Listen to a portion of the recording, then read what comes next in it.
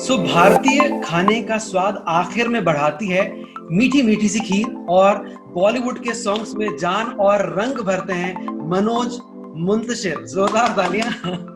Manoj sir, क्या बात क्या बात क्या बात। थैंक यू वेरी मच मजा आ गया सबसे पहले ज्वाइन करने के लिए। बहुत Thank बार you. मैंने आपके इंटरव्यूज में आपके पिताजी के बारे में जिक्र सुना है कि कैसे जी आपके फादर जो है वो कुछ और चाहते थे, आप कुछ और चाहते थे। तो शुक्ला जी का बेटा जो है वो कैसे मुंतशिर बन गया, सबसे पहले मैं यहाँ से शुरुआत करना चाहता हूँ क्योंकि कहानी ऑलरेडी बहुत बार सुनी जा चुकी है, लेकिन मैं चाहता हूँ कि इस इंटरव्यू की शुरुआत ऐसे शुरू हो कि पूरी आखिर आज तक जरूर पहुंचे। डेस्टिन था मैं। कुछ चीजें होती हैं जो आपके प्रारब्ध में होती हैं, जो एक कॉलिंग होती है। और मैं हमेशा एक बात कहता हूँ कि कॉलिंग ऐसा नहीं कि कोई मेरी अकेले की कॉलिंग है। दुनिया में जो भी पैदा होता है ना, वो एक कॉलिंग लेके पैदा होता है। अब कामयाब लोग कौन है? अगर आप उठा के देखें पूरी हिस्ट्री सक्सेसफुल लोगों की, और मैं अल्बर्ट आइंस्टाइन से शुरू करके और टेस्ला से आते हुए, चार्ली चैपलिन से गुजरते हुए और अमिताभ बच्चन और अक्षय कुमार और सचिन तेंदुलकर तक पहुंच जाऊं, तो आप ये देखेंगे कि ये कामयाब लोग इसलिए हैं क्योंकि इन्होंने अपनी कॉलिंग सुनी। कुछ एक आवाज थी जो कहीं गैप से किसी दूसरी दुनिया से आ रही थी। हमें से बहुत सारे लोग उसको अनसुना कर देते हैं। हमें से बहुत सारे लोग सुनते तो हैं, लेकिन इस डर से कि नाकाम हो जाएंगे वो आगे नहीं बढ़ते। मैंने ये सोच के बोए नहीं ख्वाबों के दरख्त, मैंने ये सोच के बोए नहीं ख्वाबों के दरख्त, कौन जंगल में लगे पेड़ को पानी देगा। तो बहुत सारे लोग इसलिए भी आगे नहीं बढ़ते। लेकिन कुछ जिद्दी लोग होते हैं मेरी तरह, जिनको एक बार वो आवाज सुनाई दे गई, वो विजन आ गया, वो कानों में रस घुल गया, उसके बाद हम कुछ और सुनते नहीं है। सही है। तो मेरे साथ भी कहानी वही थी कि पापा, घर का माहौल, मम्मी सब यही चाहते थे कि मैं डॉक्टर बन जाऊं। और डॉक्टर एक ऐसा पेशा है जिसकी मेरे दिल में बड़ी बहुत इज्जत है। आज ही हमने वो गाना रिलीज किया तेरी मिट्टी, तो आपको पता ही है कि किस तरह की इज्जत करता हूँ प्रोफेशन की। लेकिन मेरे लिए नहीं था वो प्रोफेशन। मैं जानता था कि मैं अगर डॉक्टर बन गया तो मैं बड़ा मीडियोकर डॉक्टर बन जाऊंगा। लेकिन अगर मैं लिखने लगा तो थोड़े दिनों की मेहनत के बाद, क्योंकि मुझे वो इनहेरेंट तौर पे पता है, तो शायद मैं कुछ बहुत बड़ा कर जाऊं। अब मेरे पिताजी और मेरी माताजी का इतना बड़ा योगदान जरूर रहा कि जब वो मेरी जिद समझ गए तो उन्होंने उसके बाद कोई अड़चन नहीं लगाई। उसके बाद उन्होंने कहा ठीक है, अगर तुम यही करना चाहते हो तो जाओ। और 99 था वो साल। पहले तो पिताजी का ये कहना था कि तुम ग्रेजुएट हो जाओ, कम से कम जब ग्रेजुएट हो जाओगे तो मुझे ये लगेगा कि मेरा बेटा ग्रेजुएट तो हुआ। मैंने कहा ठीक है, आपकी बात मान। तो मैं ग्रेजुएट हुआ। ग्रेजुएट होते ही मैंने उनके हाथ में मार्कशीट रखी अपनी इलाहाबाद विश्वविद्यालय की। मैंने कहा देखिए, आपका कहा मैंने कर दिया, आप मेरा कहा आप कर दीजिए, तो मुझे 350 रुपए आप दे दीजिए। तो उन्होंने 350 की जगह मुझे 700 रुपए दिए। बोले ये 350 रुपए जाने का टिकट, 350 रुपए आने का। अच्छा। तुम रह तो नहीं पाओगे, चले आओगे। मैंने कहा यही तो बात है कि वो जो मनोज जिसको आप जानते हैं, जो बड़ा होमसिक है, जो बड़े ही प्रोटेक्टेड माहौल में पला बड़ा है, जिसको वक्त पे सोने की, वक्त पे खाने की आदत है, वो एक मनोज है। और वो मनोज जो मुंबई में जाकर अपने लिए एक नई सरजमीन, एक नया आसमान तलाश करना चाहता है, वो दूसरा मनोज है। वो फुटपाथों पे भी रह लेगा, वो भूखा भी सो लेगा, वो दुनिया के जितने जुल्म सितम है वो उनसे गुजर के वो जरूर कर गुजरेगा जो वो करना चाहता था। That's how I came to Mumbai. Great. ये मुंतशिर शब्द कहाँ से दिमाग में आया कि ये मुझको मेरे नाम के साथ जोड़ना चाहिए? यार ये जब मैंने पहली बार सोचा ना कि तखल्लुस होना चाहिए, और तखल्लुस अब तो खैर तब भी दुनिया मत बदल गई, लेकिन उस जमाने में बड़ा रिवाज था। हाँ जी। जैसे कि अब हम साहिर रुधियान भी कहते हैं, तो साहिर का असली नाम तो साहिर था नहीं, तो अब्दुल हई था जी। जैसे हम मजरू कहते हैं, तो मजरू साहब का भी असली नाम असरार था। हाँ। तो सबके ऐसे ऐसे नाम हैं और हर किसी ने अपना पेन नेम पिक किया है। मेरे साथ तो प्रॉब्लम ये भी थी कि मेरा नाम मनोज शुक्ला था। मनोज शुक्ला कौन है भाई? शायर है, पोएट है, तो कोई वजन भी नहीं आता था। तो मुझे ये बात पता थी कि इस दुनिया में नाम की बड़ी वैल्यू है। नाम की वैल्यू इस कदर है कि क्यों विलन का नाम गब्बर होता है, क्यों विलन का नाम रमेश क्यों नहीं होता, क्यों विलन का नाम दिनेश नहीं होता, जय वीरू क्यों नहीं होता। तो विलन का नाम डॉक्टर डैंग होता है, गब्बर होता है, मोगैम्बो क्यों होता है? क्योंकि वो नाम सुनने के बाद एक खास तरह का रिएक्शन आता है आपका। आप जानते हैं कि अगर नाम मोगैम्बो है तो आदमी खराब ही होगा। तो वैसे मनोज शुक्ला नाम से वो इंसाइट नहीं होती फीलिंग कि ये राइटर है। तो मुझे एक पेन नेम की तलाश थी, लेकिन ये वो टाइम था जब दुनिया के सारे पेन नेम क्या थे, साहिर, सागर, इस तरह के पेन नेम्स लोगों के हुआ करते थे। मुझे एक यूनिक नाम चाहिए था जो पूरी दुनिया में, पूरे धरातल पे किसी का ना हो, मेरा अकेले का हो। हाँ। अब ऐसा नाम तलाश करने की कोशिश शुरू हो गई, जहाँ चाह वहाँ राह। 97 की बात है, मुंबई आने से तकरीबन 2 साल पहले की। मैं एक दिन सर्दियों में, मेरा जो कस्बा है अमेठी गौरीगंज, तो मैं सर्दियों में ऐसे ही शाम के 8 बजे के आसपास, जबकि पूरा शहर सो चुका था, और विंटर्स में तो 7 बजे बहुत देर हो जाती है ना वहाँ, और मैं चाय तलाशते हुए आवारागर्दी कर रहा था। चौक में पहुंचा गौरीगंज के, तो एक टपरी थी जहां मुझे धुआं उठता हुआ दिखाई दिया। तो मुझे लगा ये बबलू की दुकान अभी खुली हुई है, ये चाय पिला देगा। तो मैं गया, मैंने कहा यार बबलू चाय बनाओ। वो चाय बनाने लगा टपरी पे, और अचानक मेरा ध्यान गया कि एक रेडियो टंगा हुआ है खूंटी से, और उसपे एक मुशायरा चल रहा था। तो मैंने उसको बोला, मैंने कहा जरा वॉल्यूम बढ़ाओ भाई। बबलू ने वॉल्यूम बढ़ाया, चाय बनाता रहा। उसने वॉल्यूम बढ़ाया, तो मैंने जो पहला शेर मेरे कानों में पड़ा वो था, मुंतशिर हम हैं तो रुखसार पे शबनम क्यों है। बड़े मशहूर शायर हैं, उनका नाम फरामोश कर रहा हूँ। तो मुंतशिर हम हैं तो रुखसार पे शबनम क्यों है, आईने टूटते रहते हैं तुम्हें गम क्यों है। तो ये जो वर्ड था मुंतशिर, ये मैंने उसी वक्त अपने नाम के साथ लगा के देखा, मनोज मुंतशिर। मैंने कहा ये बड़ा अच्छा लग रहा है, इसमें कुछ घन गरज साउंड है, इसमें एक खास तरह की रिंग है। और उसी शाम चाय पीते पीते मैं मनोज शुक्ला से मनोज मुंतशिर हो गया। वाह, क्या बात। शाहरुख खान के लिए आपने केबीसी में काम किया हुआ है, और उस टाइम पर शाहरुख जी ने सबके लिए भी किया, केबीसी सबके लिए भी किया है। लेकिन मुझे एक किस्सा याद है, जब शाहरुख जी ने आपसे कहा था कि मनोज कुछ भी हो जाए लिखना मत छोड़ना, और आपने ये चीज शेयर करी थी, मुझे अच्छे से याद है। उसके बाद जब शाहरुख खान से अभी मिलते हैं या आपकी शायरी या आपके गाने सुनते हैं, तो क्या रिएक्ट करते हैं शाहरुख जी? शाहरुख एक तो बहुत प्यारे इंसान है, और मैं इसलिए नहीं कह रहा हूँ कि ये बात कहने में अच्छी है, ये बात इसलिए क्योंकि ये बात सच्ची है। शाहरुख उन लोगों में से हैं जिनका फंडा बहुत क्लियर है।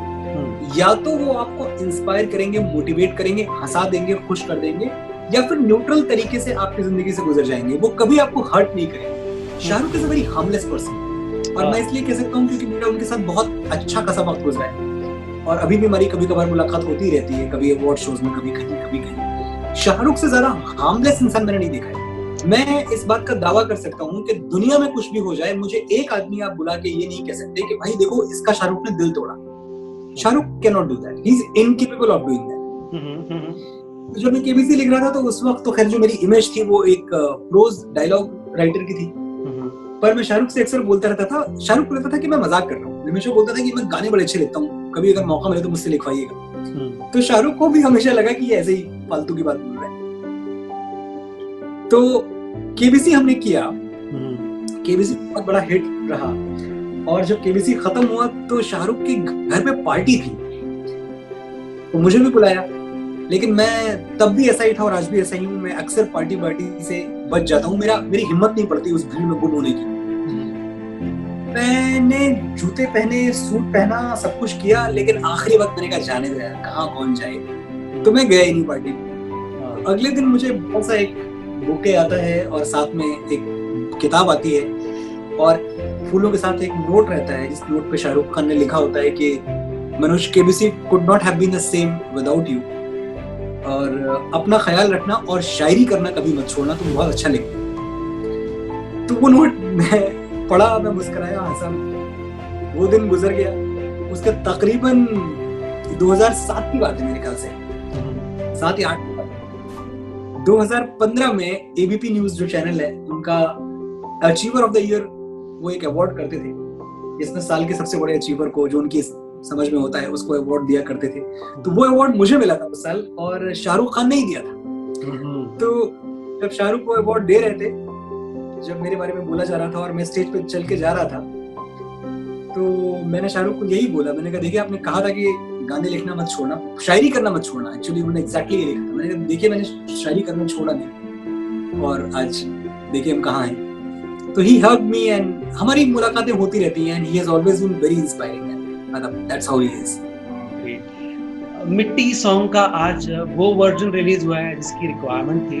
हमारे फ्रंट वॉरियर्स जो हमारे देश के कोविड-19 पेशेंट्स के लिए लगातार लड़ रहे हैं, और जिस तरह से आपने ये वर्जन लिखा है, मैं कहता हूँ उस गाने को हर बार जब भी सुनता हूँ तो रोंगटे खड़े हो जाते हैं। मेरी वाइफ के साथ ही बैठ के उस गाने को सुन रहा था और आज भी मैंने यही बात की मेरी वाइफ से और मैंने दिखाया कि मेरे रोंगटे खड़े हो गए इस गाने को सुन के। इस गाने का अवार्ड मिला, लेकिन सर मैं जितनी जगह पर इस गाने को देखता हूँ, चाहे वो टिकटॉक हो, फेसबुक हो, आज की तारीख में गाना एक बड़े अवार्ड से कम नहीं है। और मेरे ख्याल से सबसे बड़ा प्यार तो यही है कि आज जहाँ भी हम जाते हैं वो गाना उतनी शिद्दत से सुना जाता है जितना कि उस फिल्म के रिलीज होने के टाइम पर शायद रिलीज होने पर आया था।